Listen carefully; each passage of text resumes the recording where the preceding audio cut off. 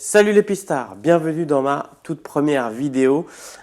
Aujourd'hui, on me pose régulièrement la question d'aller rouler sur circuit, mais on ne sait pas comment faire. Et donc j'ai décidé de vous faire une petite vidéo pour vous présenter un petit peu les journées sur circuit, ou autrement dit les track days, combien ça coûte, qu'est-ce que je dois faire, comment je dois m'inscrire. C'est relativement simple, mais il faut savoir quand même 2-3 petites choses avant.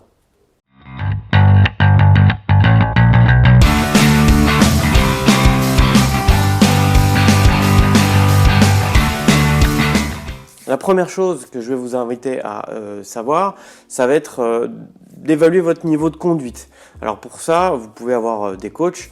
Moi, ce que je vous recommande, c'est réellement de faire une première école de pilotage qui va vous dispenser le b.a.-ba du pilotage. Moi, je vous recommande une école avec laquelle je travaille, qui est l'école de formation de la conduite automobile de Mortefontaine et Montlhéry, autrement dit l'EFCAM. Alors, je vais vous donner le petit lien en commentaire de cette vidéo. Si d'aller faire une école de pilotage, ça vous intéresse pas trop, vous pouvez tout à fait prendre un coach. Moi, je vous recommande réellement de prendre un coach sur une journée. Alors, peut-être pas sur une journée complète. Je sais qu'il y a des journées circuits qui proposent les instructeurs sur leur journée, sur leurs tarifs, c'est compris dans leur budget. Moi, je vous invite à réellement prendre de temps en temps un petit coach. Ça vous permet soit de remettre à niveau votre pilotage, soit tout simplement d'apprendre un circuit ou même de découvrir le pilotage. Au-delà de prendre un coach pour prendre un coach, l'instructeur il va être capable de vous aider également à économiser certaines pièces sur votre voiture. Pourquoi? Parce qu'il va être capable de déceler si vous freinez trop, si vous tournez trop et si vous accélérez trop à certains moments. Il va réellement vous permettre de faire quelques économies cachées sur votre voiture et allonger la durée de vie de votre plaquette de frein, de vos pneus et globalement de votre voiture. Ensuite, moi, ce que je vous recommande lorsque vous allez faire votre toute première journée sur circuit, ça va être déjà de bien regarder les différents organisateurs. Privilégiez d'abord les journées où on a ce qu'on appelle de l'open pit lane, donc c'est la voie des stands qui est ouverte toute la journée, plutôt que les journées avec des sessions. Pourquoi? Parce que lorsqu'on n'a que 20 minutes toutes les heures pour pouvoir rouler, en général ça crée des petits soucis sur la piste, de l'énervement, de l'excitation de la part des pilotes, et lorsque on débute, on est déjà très focalisé sur ce qui se passe derrière, alors qu'en fait tout se passe devant. Donc privilégiez d'abord les journées dites open pit lane, ce sera beaucoup plus intéressant et beaucoup plus simple pour appréhender votre première journée sur circuit. Privilégiez également les journées sur circuit qui vous proposent différents services, notamment une assistance technique. Pourquoi une assistance technique? Parce que pour X ou Y raison, si vous avez un souci sur votre véhicule, ils pourront peut-être vous aider à le résoudre, surtout si vous n'êtes pas mécanicien. Et donc ça peut être assez intéressant. Il y a d'autres journées qui proposent également d'avoir des petits souvenirs tels des vidéos ou encore de la photo. Pour une première journée, moi je vous invite à aller sur un petit circuit type l'Ursi-Livy, Clastres, les Écuyers, où il y a énormément de dégagement tout autour de la piste, ce qui va vous éviter d'endommager votre voiture dans un mur. N'allez surtout pas sur votre première journée sur un circuit comme Dijon-Prenois, Le Mans ou Manicourt. Ce sont des vrais circuits de course et les murs sont un petit peu plus proches, voire très proches, et donc ce serait dommage de faire une première journée sur circuit, de casser la voiture, et donc privilégiez d'abord les petits circuits. Bon, une fois que vous avez choisi votre journée sur circuit, il ne faut pas y aller comme ça, la fleur au fusil, où tout va bien se passer. Il faut un petit peu, malgré tout, préparer sa voiture, au moins faire du contrôle. Le premier contrôle qu'il va falloir effectuer, ça va être tout simplement les pneumatiques. Vérifier qu'ils sont à peu près en bon état, qu'il n'y ait pas d'hernie, qu'on n'ait quasiment pas la toile, ou ce genre de choses. Évitez d'aller sur un circuit avec des pneumatiques trop usés. Vous pouvez vous dire « Ah ben je vais aller les finir sur la piste ». Le souci, c'est que si vous tombez sur un circuit qui est très très abrasif, il est possible, il est même fort probable que vous détruisiez complètement le pneumatique et que vous ne puissiez même pas rentrer chez vous puisque vous soyez à la toile, comme on dit, ou quasiment crevé, voire même crevé. Donc c'est important d'aller sur un circuit, mais pas avec des pneumatiques trop usés.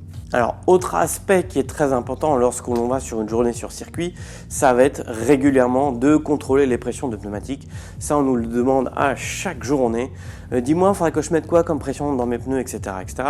Moi, la première recommandation que je vais vous faire, ça va être déjà lorsque vous débutez sur la journée, la première session, vous gardez la pression pneumatique du constructeur qui a sur votre voiture, donc c'est variable suivant les autos, et ensuite, et seulement ensuite, vous contrôlez la pression et vous l'abaissez si besoin est. Pour faire la pression, il faut impérativement un outil. Regardez, ça, ce n'est pas un manot de pression. Ça, c'est un manot de gonflage. Ça, c'est un manot de pression. Ça, c'est quelque chose qui va vous permettre de faire la pression de vos pneumatiques et de les contrôler. Ça, c'est réellement un outil de contrôle. Ça, c'est faire le plein. Ça, pour contrôle. On va être capable également d'utiliser ce genre de choses. Alors ça vaut plus de 350 balles. Ça vaut une centaine de balles, 150 balles, je crois. Bon, ça vaut pas forcément le coup pour les journées sur circuit, c'est clair. Je pense que si vous avez un petit manot de pression que l'on peut trouver sur Amazon ou ce genre de revendeur sur internet, ça suffit amplement. Ce qu'il ne faut pas, c'est que ce soit un manot de gonflage. Autre outil hyper important lorsqu'on va sur une journée sur circuit, ça va être ça, la petite clé dynamométrique. À quoi ça va vous servir? Surtout, ça va vous permettre de bien serrer les roues au bon couple. Ça, c'est hyper important. Pourquoi? Parce que une roue qui est trop serrée, on va allonger les goujons, on risque de les casser. Et une roue pas serrée, bien évidemment, les écrousses des CA. Ça vaut pas grand-chose sur Internet.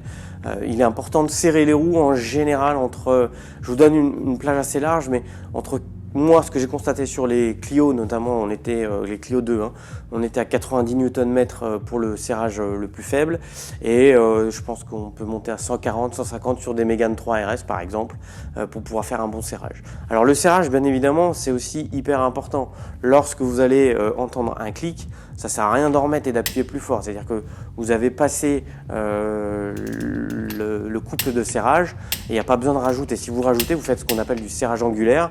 Et là, par contre, ça peut être aléatoire et ça peut être destructeur si le goujon de roue ou l'écrou de roue n'est pas prévu pour. Lorsqu'on a 5 écrous, on le fait en étoile, et lorsqu'on n'en a que 4, on le fait 1 sur 2 pour pouvoir faire le serrage. Autre point de contrôle intéressant à faire, ça va être bien évidemment les plaquettes de frein. Les plaquettes de frein, moi je vous recommande de toujours avoir un jeu de plaquettes avec vous dans la voiture, on ne sait jamais, et un étrier peut se gripper sans que vous vous en aperceviez, et puis vous vous retrouvez sur la ferraille au niveau de votre plaquette, et ça peut poser problème lorsque l'on va rouler, soit rentrer chez soi. Donc toujours avoir un jeu de plaquettes avant et arrière dans la voiture, ça mange pas de pain. De toute façon, à un moment donné, il faudra les changer, donc c'est juste décaler les frais. Ensuite, veillez à ce que votre voiture ait le niveau des liquides le plus haut possible, sans qu'il soit trop, bien évidemment. Par exemple, pour le moteur, moi je vous déconseille réellement d'avoir le plein d'huile au maximum. Pourquoi? Parce que lorsque l'huile va monter en température, elle va prendre plus de place et elle risque de mettre un peu en contrainte votre moteur. L'idéal, c'est toujours d'être à 3/4 au niveau du niveau d'huile. Au niveau des autres liquides, donc le liquide de refroidissement, bien évidemment, lui doit être au maximum, et également le liquide de frein doit être au maximum. Veillez également à ce que votre voiture soit toujours la plus propre possible. Alors c'est pas pour bling-blinger et faire le beau vis-à-vis des autres pilotes, loin de là. Il y a une petite explication tout simplement, c'est que ça va vous permettre de détecter des fuites sur votre voiture. Si elle est complètement sale, pour pas dire dégueulasse, il est possible que vous ne puissiez pas vous rendre compte que vous perdiez soit de l'huile, soit que votre bocal de refroidissement est percé ou ce genre de soucis. Ça, c'est réellement important. Mais c'est également important au niveau des jantes. Pourquoi? Parce que si à l'intérieur de votre jante, c'est complètement sale, le souci, c'est que si vous avez par exemple soit une fuite de liquide de frein, soit un soufflet de cardan qui a cassé, vous n'allez même pas pouvoir le voir et vous allez potentiellement aggraver les dégâts sur votre voiture. Bon, vous allez me dire, ok, c'est très bien tout ça, maintenant il va falloir qu'on y aille, combien ça va me coûter? En fait, on a trouvé une journée sur circuit de classe, donc idéal pour débuter comme je viens de vous le dire, à 99 €, donc ça c'est le droit d'entrée pour accéder à la piste. On a compté environ 70 € d'essence pour une Clio 2, et vous allez voir que la personne a pas mal roulé. Je crois qu'il a fait pas loin de 3 heures de roulage sur la journée, donc ce qui est énorme. Et en termes de plaquettes, on a utilisé des plaquettes de série qu'on a trouvées sur internet, sur un revendeur, peu importe lequel. Elles étaient à 28 € TTC le jeu de plaquettes Brembo, donc c'était pas des plaquettes haute performance, hein, pas des plaquettes dédiées au circuit. Et on a également pris un train de pneumatique à 180 € et on a estimé qu'on allait user environ un quart du pneumatique sur cette journée-là, et donc ça nous revient à un coût de 45 € la journée. Donc finalement on va se retrouver avec une journée sur circuit à 230 environ euros en coût global sur la voiture pour pouvoir aller faire votre première journée de roulage. Et donc cette petite vidéo va arriver à son terme. Donc maintenant on sait ce qu'il va falloir faire pour faire cette première journée de pilotage. Vous connaissez à peu près le coût, donc on est sur 230 €. Je vous rappelle que la route n'est pas un circuit, donc n'hésitez pas à réellement aller sur les journées pour vous défouler, profiter. Et si cette petite vidéo vous a plu, n'hésitez pas à mettre le petit pouce. Et si vous avez des questions, mettez-les en commentaire en bas. Je vous remercie et je vous dis à bientôt.